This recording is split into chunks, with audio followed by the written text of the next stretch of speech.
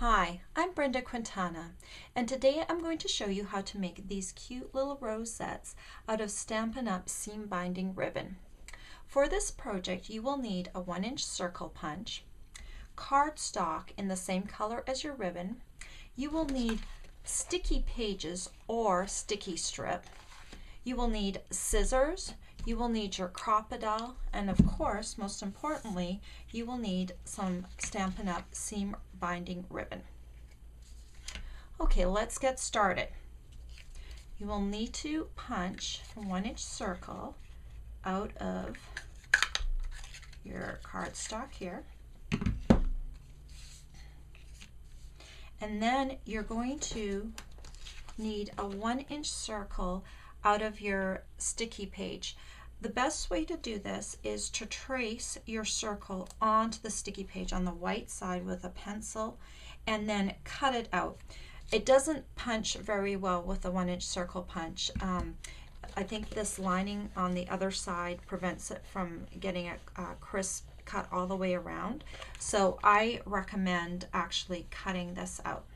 And I have already done a circle. I've already cut one out, and you need to remove the white side of the sticky page liner first, and you need to put this onto your piece of 1-inch circle cardstock.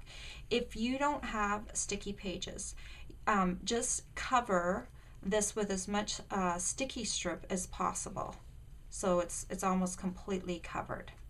This is the base that we are going to adhere the ribbon to. Next, you're going to take your crocodile and you're kind of going to aim for the center of your 1-inch circle to kind of make a donut. And then you're going to cut from the edge to that donut. See how I have this here? There's a little cut in here. Okay. Then you're going to flip it to the back side, the side that doesn't have the sticky page stuck to it.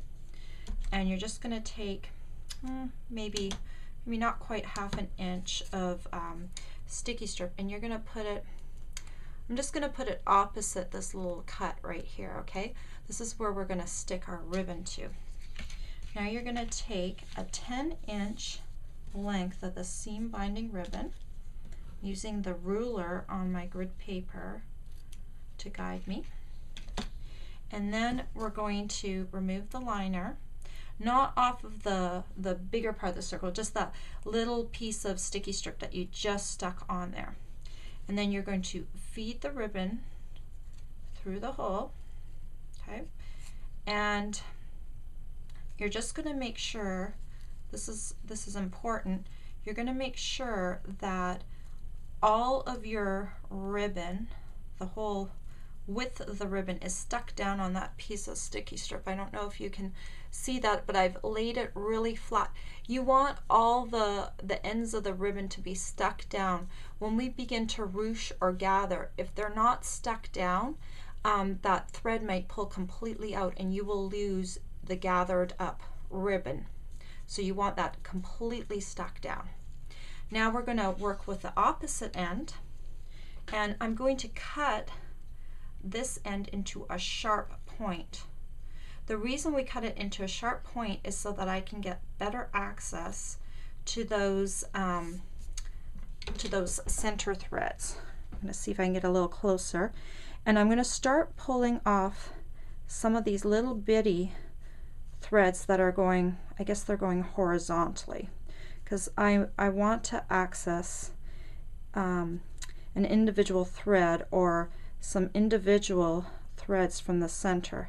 See how I've pulled out a few here? Okay, so I've pulled out a few, and now I'm going to pull down my ribbon. It's kind of ruching it, gathering it. I probably, if I had done this a little differently, I might have not taken quite as many threads. See, I've got quite a few here. If you can grab a few less, that might be a little bit better. But you're just going to keep moving the ribbon down and down and down, and it's kind of gathering up as you go. Keep moving it. You want some of this ruching pretty much all the way to the end. If you gather up a lot of the ribbon, if the ruching becomes really tight, you're going to have a much tighter rosette. I kind of like a little bit of a relaxed look. So I'm going to measure here, and I've got it down to about maybe 8 inches ruched up. Okay, I am ready to make my rosette here. First thing we need to do is we need to remove the liner off of the sticky page liner, and sometimes it's hard to do, but once you've got it started, it just comes off. And because we've cut that little slot in there, you'll just be able to pull it right off. And you've got the ruched ribbon, and you're going to just take it, and you're going to start rotating it. So I'm going to take this, I think I'm going to go the opposite direction. I think I started off in one direction, but I'm going to keep going around in this direction. I hope you can see what I'm doing here. Kind of just rotating and sticking. Rotating with my one hand and sticking with the other.